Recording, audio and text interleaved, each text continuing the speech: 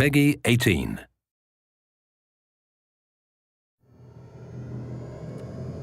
Blowing stuff up and hitting the authority where it hurts. That's my game.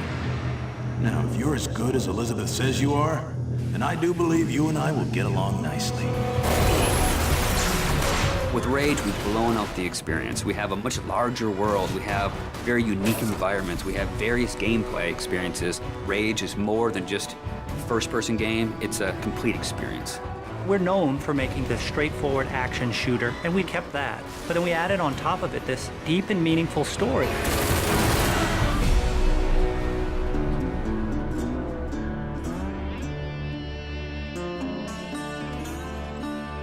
So the story of Rage, we had the setting, we knew we wanted to have it on Earth, then we had to decide how we would destroy the planet. And we actually found that there's a real asteroid, which is called Apophis, which will pass by the planet around 2036.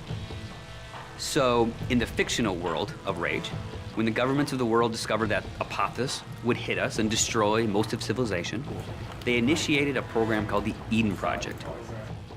So the game starts out where you are an Ark survivor. You are one of those people buried in 2036.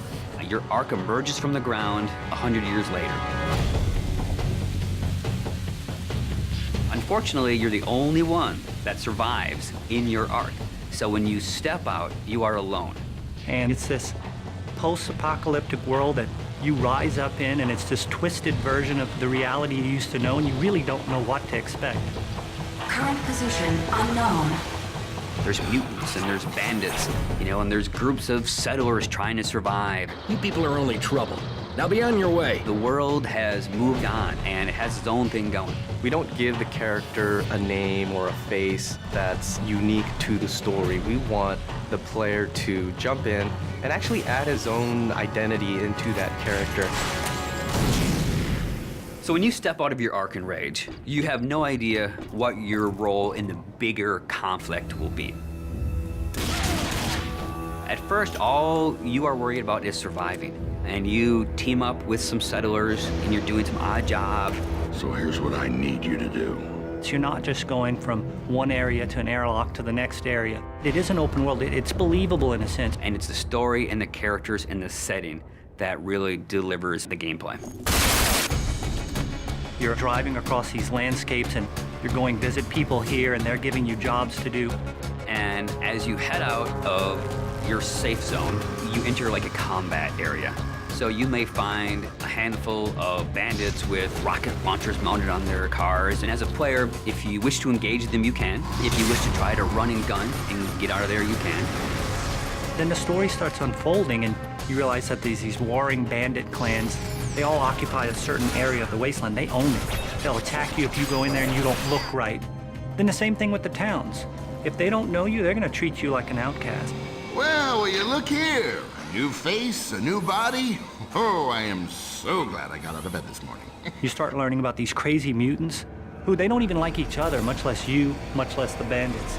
And then you learn about this other faction, the Authority, and they start playing a bigger and bigger role in the story. They are trying to control the wasteland and set the direction of mankind. That's the truth. And that's what people need to know. So there's a small group of people called the Resistance that are fighting against the Authority.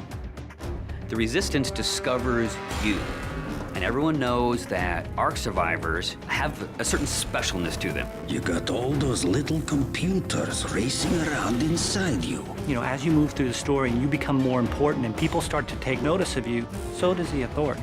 As you, the player, get your weapons and start interacting with the characters and start fighting all the bad guys in the world, you understand what your role is in the world. So, you're the new team member. The story in a game really gives meaning to the action. It creates the setting that all the gameplay exists on. And if you have a compelling story and you have compelling action and ways to drive the player forward, it just creates a richer experience and a more complete package. But it's always about, again, something new around every corner, and you really have to stay on your toes in the wasteland.